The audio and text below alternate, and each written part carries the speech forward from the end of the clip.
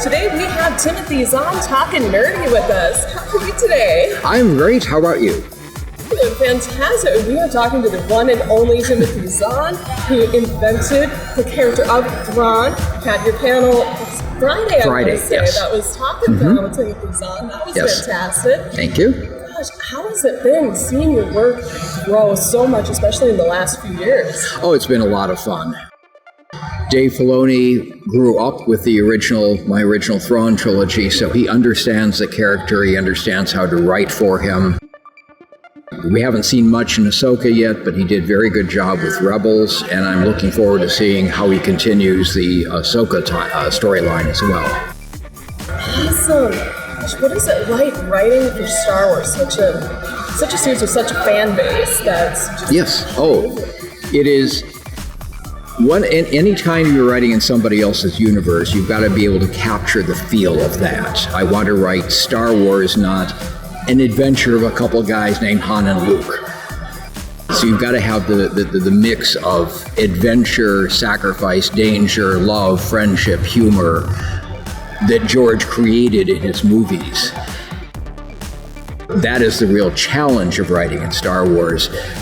It seems I have a knack for that. I don't know how well I would do with Star Trek. I don't think I could do Buffy.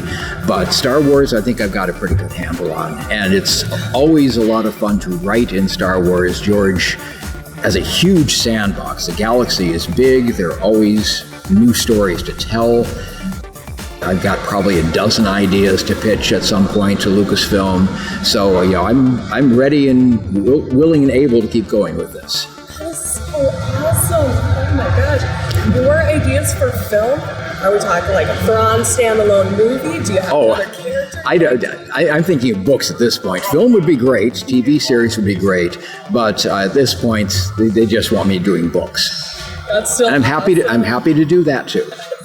I love your books. Oh, thank you. Characters. Thank you.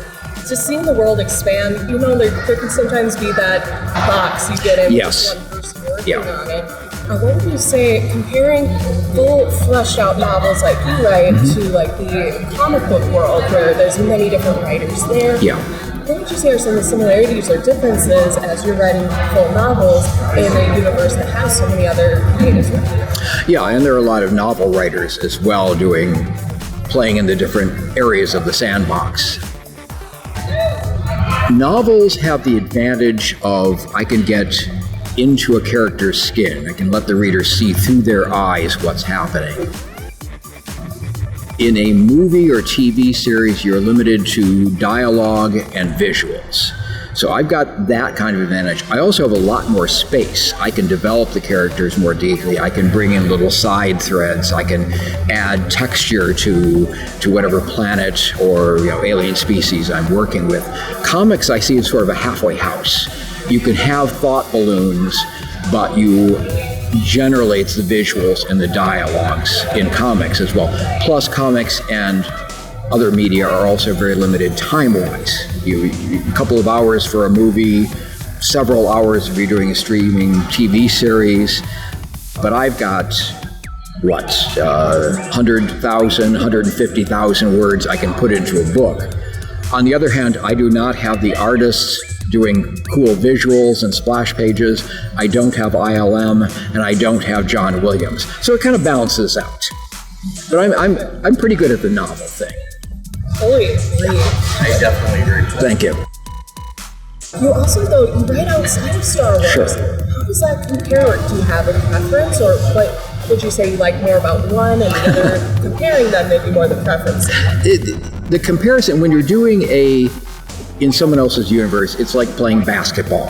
You've got limits on the size of the court. You've got how many people you can have in there. Rules, regulations. No actual killing of anybody on the court and such. Making up my own worlds is more like Calvin Ball, where you get to make your own rules.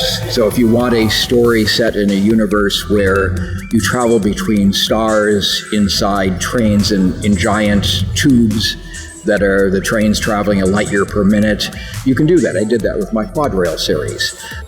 I can do the portals of the Icarus saga that take you instantaneously from one side to another.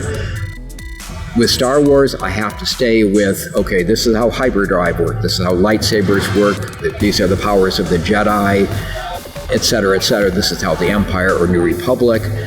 So I'm more limited, but it is easy to play in that once you know the rules. So once you know the rule, I also have the advantage in that I do not have to describe Han Solo to the readers. The readers will know who he is. So I can skip some of the initial introduction stuff. I don't like one more than the other. They're different. They're both fun, both enjoyable.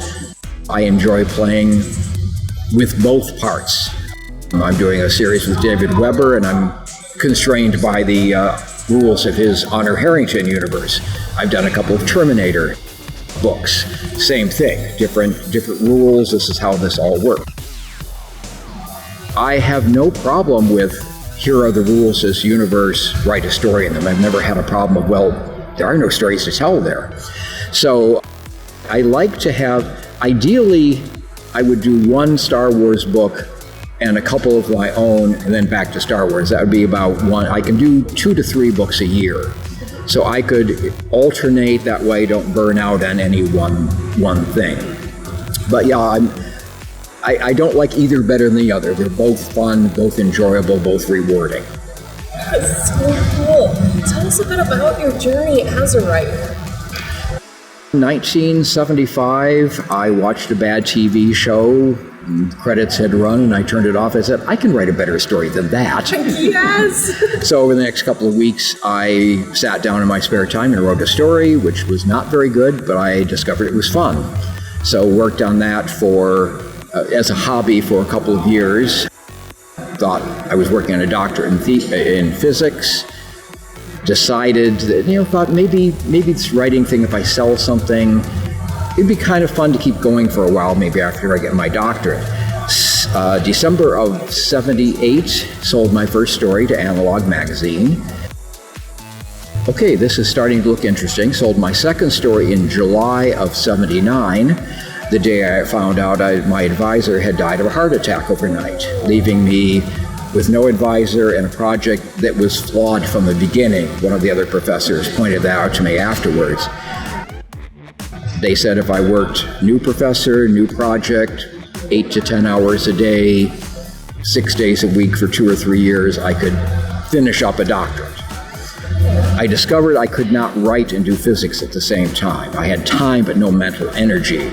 So in December of 1979, I quit the physics department and started writing full-time. So January 1st, 1980 is where I started this path professionally, full-time. It's working out so far pretty well, I think. Yeah. That is so wonderful.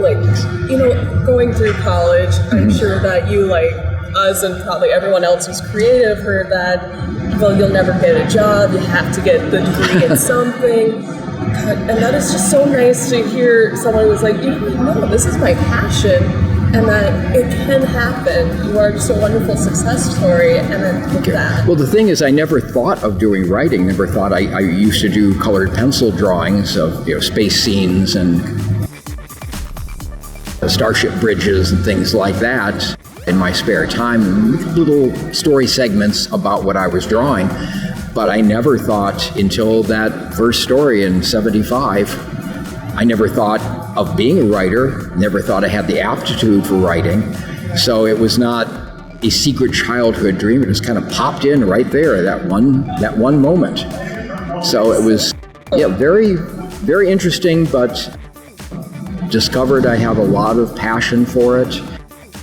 You go through, every writer goes through 2, 3, 4 periods where they think their career is over. Nobody seems to be buying it, it's a slump, or I can't think of anything else, or whatever. I went through one of those a few years ago, just basically before Dave Filoni picked up Thrawn for season 3 of Star Wars Rebels. And I sat for a while trying to think, what would I like to do? What else would I like to do? In midlife crises, a lot of people go into the clergy or law or something like that. What would I like to do if I can't do writing anymore? There isn't anything. I would do whatever I needed to feed my family, of course, but there's nothing I want to do except writing. So fortunately, I've been given the chance to continue on with that. So awesome to hear. God, you go to so many cons. What are some of the highlights of working a booth, meeting the fan base, or just being here? Basically, meeting the fan base. Meeting people who appreciate my work, people who, yours was the first book I read for fun, and now I read a lot. That's exciting. I met a woman once at one convention who said she was 13, 14, couldn't read very well. Her parents thought there was something wrong with her. She saw the Thrawn trilogy in a store and told her parents, if you buy those for me, I'll learn to read them. I think she took 3 months to read the first, 3 weeks to read the second, 3 days to read the third. She wound up going to college and is now a nuclear engineer. And I get also your stories help me, your books helped me through a bad time in high school. Your books helped me through a boring deployment overseas. These are things I never would have envisioned. My focus is to write a good story people like. But a good book has effects way beyond what the author is expecting to have. And that is the most gratifying part.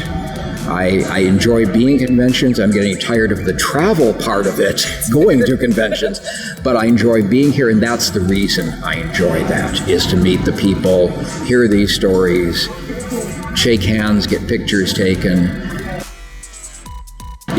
I just had more of an influence on people than I ever would have envisioned. It's very humbling. And this is my thank you to come where people can see me, I guess. Absolutely. It's fantastic. Really, the books are so influential too. It's kind of like having a friend with you or someone to go on a journey with you, even if you're not in space. Yeah. You know, but you're going through a hard time, you can relate to someone. Yeah. I said Zahn. You can relate to Thrawn or any of the characters. You can be a side character. That person you can escape whatever problems you're having for a little while, and you can see people you care about winning out, and if they can get through this sort of mess, maybe I can get through that in my life. It's inspiring, I think, if a good story can inspire you. I've definitely done that. I know this one in particular, we've talked to your book so many times, and it really is that. Thank you. For us in particular, you've helped us feel less alone, more inspired to be able to, you know what, today I would be the best gas station attendant I could be. I can do this today. You know? Absolutely. I mean, everybody has particular talents and skills. I remember my mother telling me that she'd gotten to know the garbage man a little bit. And he mentioned when they were chatting, garbage man is what I do. It's not who I am. People have jobs, people have talents. They are not necessarily the same. You may be a gas station attendant to pay the bills, but you're painting or drawing or writing or acting or anything else elsewhere that is the fun part of your life. It's just, that's how the world is. But if you find your passion, find something you can do, enjoy it, whether you make a living from it or not, go with it. It's enjoyable. I just chatted to a woman who wanted to write but wasn't sure how she could do it. I said, try it. Just get there, try it. Again, if it never goes anywhere except your own private life, but if it gives you satisfaction, you enjoy it, there's absolutely nothing wrong with that. Yes. Just do it. All right. What stands out about Twin Cities Con outside of any other con? Highlights about this one in particular? This one in particular it seems very efficiently run. From my little corner of the convention, I've never had a problem with them. They've always been right up there. If there's any glitch or anything, they're always ready to fix it. Got a lot of good people, a lot of running it, volunteering. The fans in Minnesota are wonderful. A lot of conventions don't want authors more than once every other year or so. This is my second year in a row for Twin Cities, and I will come back anytime they want me. It's just a great convention, and the people are just wonderful, and that's what life is about, the people. Yes, that's awesome. All right, let's go into more personal, fun stuff. We are Nerd Network News. What are some of your nerdy hobbies and passions? I've heard of this thing called Hobbies. I'd like to know more about them. No, I really don't have any hobbies. I like watching old movies. When I'm done with the day, I do crossword puzzles. Those are fun. More words, what can I say? Aside from that, just being with my family, having fun with the cat. You know, our year-old cat, or we've had her a year, she will come up to the desk and climb right up here in the mornings and then go to sleep on my arm here. So, okay, I am typing with one hand for the next half hour while she sleeps. But, not really any hobbies per se. But that's okay. I mean, definitely, there's a passion for writing here. Yeah. Well, then we'll move into socials. Where can people find you and keep track of your work?